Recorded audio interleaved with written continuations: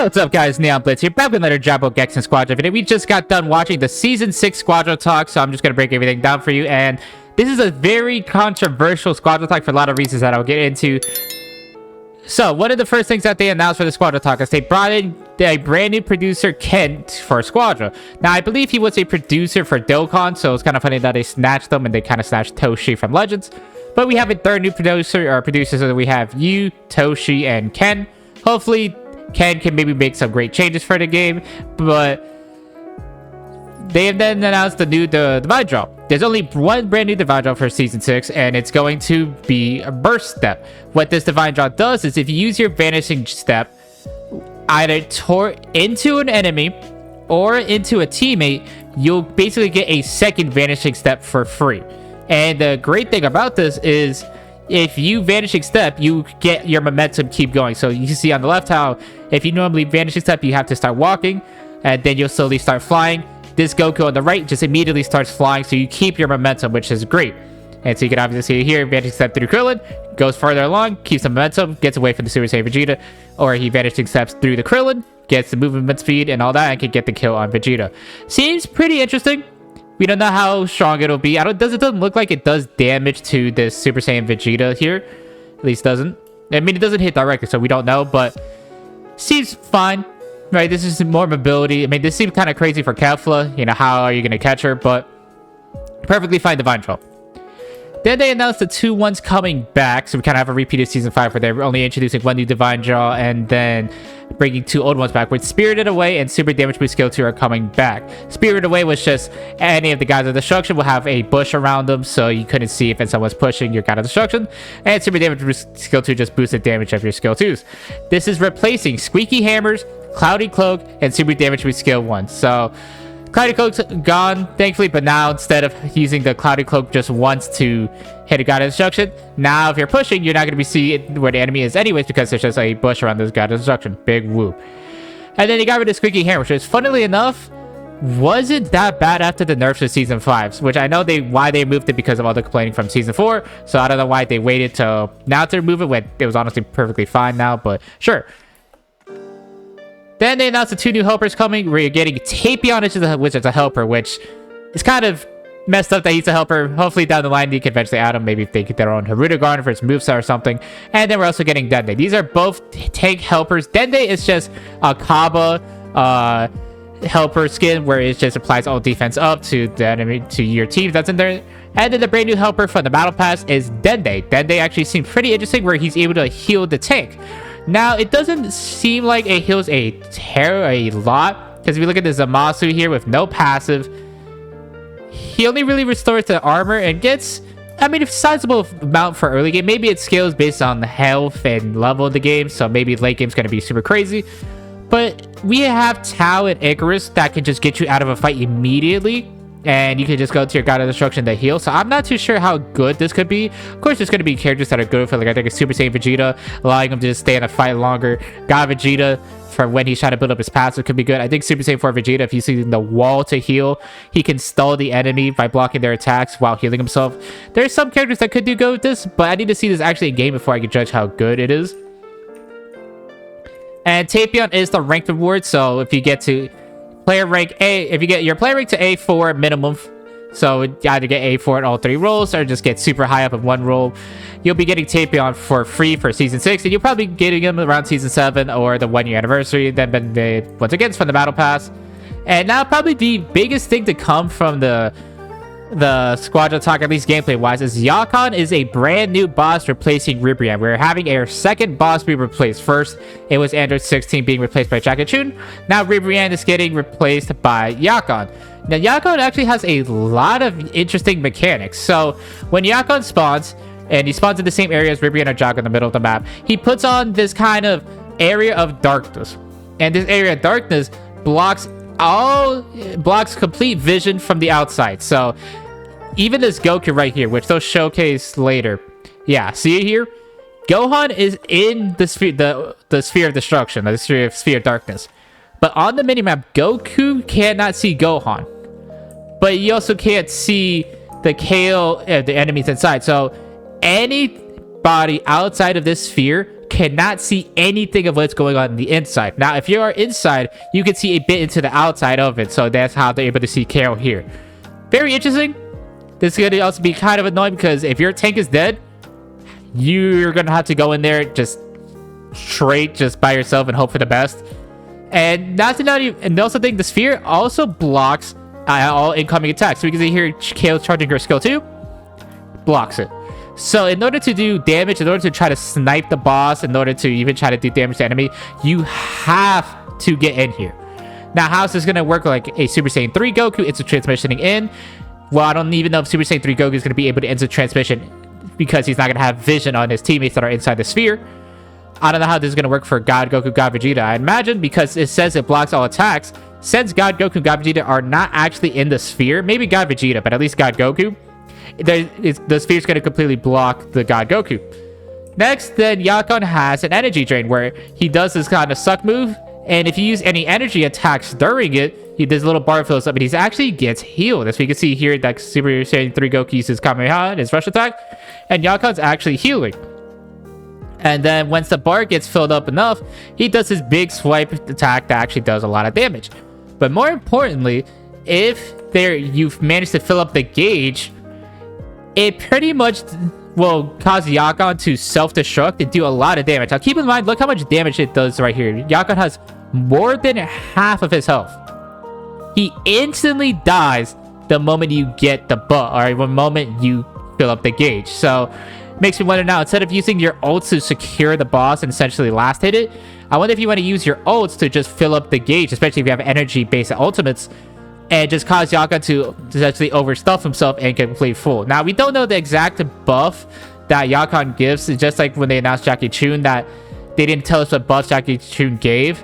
But I think it's going to be different than Ribria, considering Android 16 buff was different than Jackie Chun. So we'll have to see once Yakon's officially in the game to see what Yakon actually does. Then they announced some changes to the sub rules.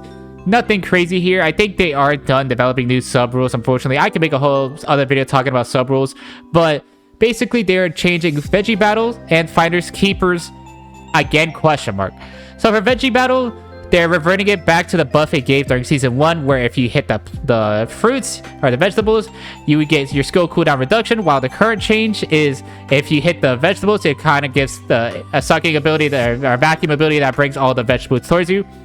And then the Finders Keepers sub rule change is the exact same as it is right now, where if you deal deal damage, you'll apply a burning for continuous damage, a damage over time effect. I don't know why they had to mention it here. It seems like they're just done developing new sub rules, because the last sub rule was during season 3 with sword delivery, and now we're just going to be getting brand new effects for them. You know, we have land grab, we have Veggie battle, we have Finders Keepers, we have sword delivery. I think that's it. I could be wrong, but unfortunately, we're seemingly not getting new sub rules, but those are the changes for sub rules. Now, this is the moment that we are waiting for the new heroes, right? You know, every other season we've gotten 3 new characters. They just gave us the entire lineup for other season, but this time they actually are only giving us 1 character review. This time we'll be revealing each hero sequentially as they are released. So we only got 1 character announcement and this Squadra Talk, and then later on during the season we'll get the second reveal for the second character, and then the third reveal for the third character. Now, I'm not too sure how I feel about this. I get it, they're probably pulling from Dokkan and Legends and other gacha games, where those games, even during their major celebrations like anniversaries, will only reveal a set of characters at a time, and then like after 2 or 3 weeks, then they reveal the next step. Like for Legends, they're celebrating their, I believe, 8th year anniversary right now.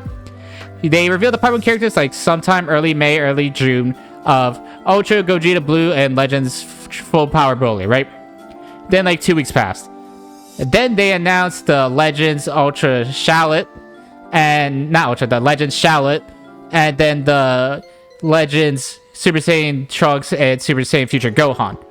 And then now we're kind of waiting 2 more weeks again. And then part 3 is going to happen for the anniversary. And then they're going to announce the next either individual character, the next set of characters. So I imagine that's where they took the inspiration from.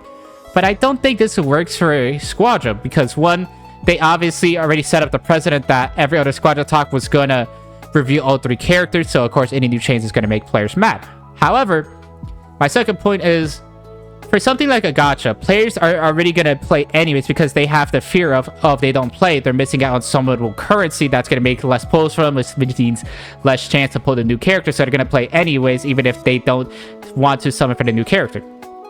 Squadra doesn't have that fear of missing out, that FOMO, where if players just are not excited for the new characters, sure, yes, they have a battle pass that there might cause FOMO, but they're just not going to play the game.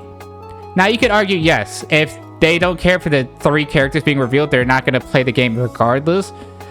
But I think this just might hurt the overall player base of this, because casual players, they just want more characters. That's all they cared about, just new character, new character, new character, new character, new character. Hopefully for their favorite. Then even if they aren't too excited for a current character, they might like the character kit or how that character plays, or maybe they could be like, okay, well, I'm not that excited for Beerus, but I don't know, let's just say Majin Vegeta, I'm excited for that. Let me keep playing the game so I can eventually play up and get more resources for Majin Vegeta. Now that we have to wait for these new 2 characters, players are just going to be like, okay, it's only Beerus, all right, whatever, I'm checked out already. They might tap in and look into Squadra to see what the next 2 characters are, but I just don't know if this is a good thing in the long run. We'll have to see how the rest of the season plays out to see if this is effective or not, but as of right now, I don't know if this is a great change. I think it's just better to just reveal all the new characters, just all 3 at once. And I'd imagine for the anniversary, they would reveal all 3 at once, but I could be wrong. Who's to say? Maybe this is also supposed to just help them with marketing, where a brand new character, the anniversary comes out, right? They gave a full 2 weeks to highlight Anniversary Super Gogeta. And then once those 2 weeks are up, then they could give a full 3 weeks of advertising to Super Saiyan 4 Goku. And then those 3 weeks happen, and then they give a full 3 weeks of marketing towards, I don't know, Ultra Instinct Goku. I'm just spitballing here. I genuinely do not know anything. So, if they did do that, sure, I could see that, but I just think it feels worse for all the players involved, from the casuals that just want to see the new characters to the hardcore fan base that wants to see everything that they look forward to their season. I don't know. We'll see how this plays on the long run. So, because they said that, they gave out this hint on the day prior of a guy kicking a purple ball, which made it super obvious it was Beerus. And then, of course, we see the Squadra Talk, and it is indeed Beerus. He's damaged, which, I mean, I predicted this, or I wanted this, so I'm excited, but damage from Beerus has made the most sense. And I think this is actually one of the reasons why the Squadra Talk felt disappointing to players, because the hint was so obvious that everyone was like, okay, yeah, it's Beerus, that's cool, that's exciting, what else you guys got? And then the Squadra Talk was like, whoa, whoa, whoa, whoa, you're only getting 1 character for now. Here's Beerus, the character you already knew about. It just makes you question why they decided to A, start giving out hints when they're just going to space out the reveals like this, and B, why they even decided to give the hints out for Beerus when it was such an obvious hint that I obviously just confirmed it was Beerus. So a lot of the excitement of seeing Beerus here, which is taken away from us because we already had the okay, it's Beerus beforehand, you know?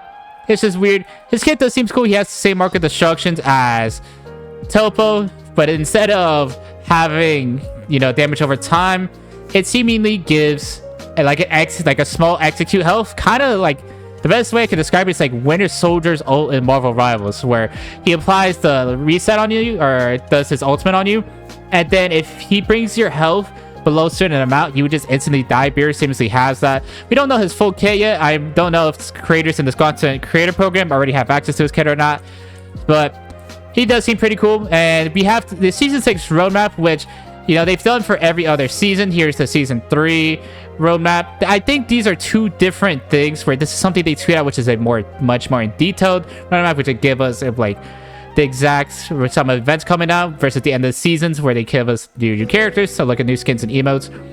Here it's just giving us the exact dates of what the new the characters are going to be about, and some new skins. So we're seemingly getting like a true OG, like episode 1 fit of Bulma. We're seemingly getting a rage skin for Kid Buu, which I imagine is from the battle pass. And then July 22nd is going to be our second character for the season, going to be coming out. So again, 2 weeks, July 22nd. And they're using UTC this time, not PTC. Sure, they just always flip-flop, I guess. And seemingly with this release of July 22nd, we are getting a new skin for seemingly Super Saiyan Vegeta and Legendary Super Saiyan Broly. We're getting a Z Broly or Z Paragus skin for Legendary Super Saiyan Broly and a King Vegeta skin for Super Saiyan Vegeta. I think both of these skins are sick, especially the King Vegeta one.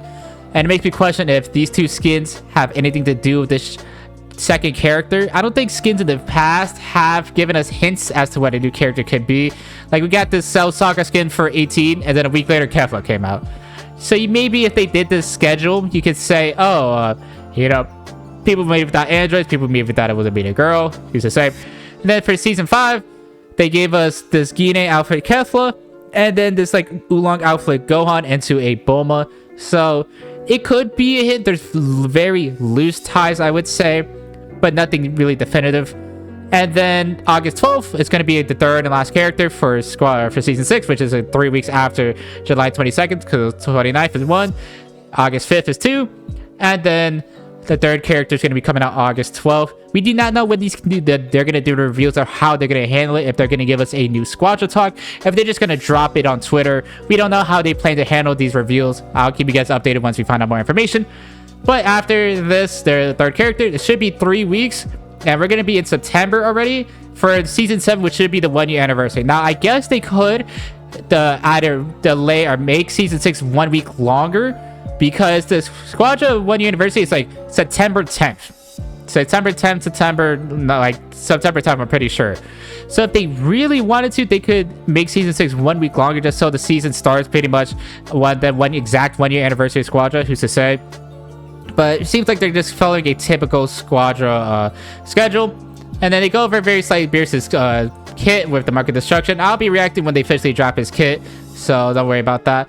And what seemed like an exciting thing at first that ended up being pretty bad was they're hosting a summer festival. This seems like just a regular special pass that we have for all these other events, kind of like the Xenoverse 2 collaboration, like the Spring Festival, the Legendary Super Saiyan Broly. They do these events a lot. So we are getting one for season 6. But the unfortunate part is there's going to be, from the special pass, you're going to be getting a seemingly Rage Kid Goku skin, and I believe the music just ended. Let me just loop that real quick and restart it. My bad. That's funny. So we have a Rage Kid for Kid Goku. We are getting, P6G capsules, stamps. We're getting a new loading screen, or a new home screen. We're getting a border. And interesting, they say that we're going to be getting a legendary Kid Goku skin, I believe was, a legendary skin for Kid Goku, but this just looks like a Rage skin for Kid Goku, not a legendary. So I don't know if they either just messed up their own skin rarity or what, but it's just interesting that they say legendary, but I'm pretty sure this is a Rage skin. But the unfortunate part is, like Aloha shirt out, or Goku and driver license Piccolo are summonable skins, just like the Xenoverse 2 collaboration. If you're someone that didn't know what the Xenoverse 2 collaboration skin was, these are summonable skins with lower rates than the rarest rarities and legends, where the hardest to pull characters to job with legends is 0.35%. Summonable skins are just 0.25% skins. Do I think our feedback wasn't heard? I definitely do think our feedback was heard, but I think this is already planned. I mean, it's too soon, I think, for them to make corrections. Of course, they could have easily. They could have easily made corrections, but just the fact that we're getting more summonable skins, and this is seemingly going to be the future of Squadra, really is unfortunate. And their only kind of adjustment is getting 6 capsules for every 24 we spend. Just out of pity, players are spending like $300+ just trying to get lucky to pull these skins, and this is not even including having to pull the skin twice just to get the infinite skins. Unfortunate that they're doing this again, kind of sours the whole celebration. I mean, they even say your ass with the Xenoverse 2's collaboration capsule. So even though I like the idea of the summer skins, and these new like intros, MVPs, who's to say what they exactly are, do look good, because they do say they're exclusive MVPs. They do like intros. It just sucks that they're doing these capsules or summonable skins again. And then they ended off by talking about how, the Squadra Championships, which starts on August 22nd, which are going to be offline in Japan. The 4 winning teams of the NA, Asia, EU, and South America Squadra Blast are going to be competing offline in Japan to figure out which team's the best region.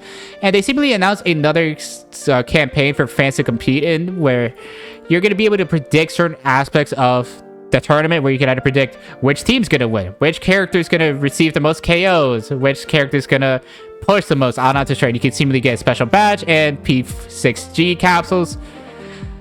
This is all the news that kind of gave out for this. I'm interested to see what this is, but that's pretty much it. They gave out a code, which I'll leave a link in the description to my video that you can just easily copy paste the code. And I'll also leave a link in the description to my reaction. But that's it for the Squadra Talk. So the only new things we really found out here was about the 2 new helpers, which one's just a reskin. So we only found out about Dende. Then we found out about the new boss Yakon, which to me is the most exciting perk because they already basically told us Beerus is coming. So a brand new boss, Yakon, with very interesting mechanics. It should be fun to deal with. And then Beerus, which I don't know why they gave us such an obvious hint when Beerus is going to be the only reveal here. We just need to see how they plan to reveal the other characters. That's the main thing. We just don't know how they plan to reveal the other characters. If they're just dropped on Twitter, that would really suck. I'd rather they just drop all 3 characters at once. But we have to see. I know a lot of players are very unhappy with that, especially considering the vibes of Squadra are not the greatest right now. People are upset with the balancing of Bulma, how she's just an Omega rat that all she wants to do is just split push, and which she very easily get out. Obviously, balancing, they never nerfed God Goku, Super Saiyan 3 Goku substantially enough during the entire season. And then, of course, this Universe 2 collaboration, just skins that players were excited for, being capsule only with some of the worst raids I've seen. Just really brought the vibes down, especially because Season 5 was not the greatest as well for a lot of players in mind. They were looking forward to Season 6. I mean, we're getting new hints. Beerus is an exciting pick. Everything was seemingly looking up with the season right before the 1-year anniversary. And then they only show us Beerus. They hit us with a new boss, which is cool. But then they show us more summonable skins. And we have no idea how they plan to reveal the other two characters. So, very controversial Squadra Talk, as I'll say. I'm so excited for Beerus because I do like Beerus, and I hope to see how good he is when eventually Season 6 does start. But, yeah, let me guys know down in the comments what you guys think about the Squadra Talk. This is definitely going to be controversial, and I think it's already a bad start to the season. Especially considering we were just already going from we're coming in from kind of a low point of the game with Season 5 to now starting Season 6. Not the most exciting, just because of how they handle the Squad Attack sucks. But maybe they can revive the game and bring back the vibes by making Beerus a fun character that's surprisingly balanced, having a great balance patch, and then showing us how these two are separating the reviews are just better for the game. But we'll see how they handle it. Even though I had to loop the video, funnily enough, because I didn't think I would talk this much. Shout out Stream Cole for the background music. I'll leave a link to this video that releases in the description. Please show them some love. Thank you guys so much for watching. If you guys liked the video, please leave a like, comment, subscribe, and email out to me. Stay tapped in the channel. We'll say everything Dragon Ball Gekishin Squadra, including if you see the coverage on Season 6. More videos on Beerus, the 2 reveals of the 2 and their new characters, as well as gameplay coverage on them, as well as any other potential news you need to know for the game. Thank you guys so much for watching, and I'll see you guys next time. Bye!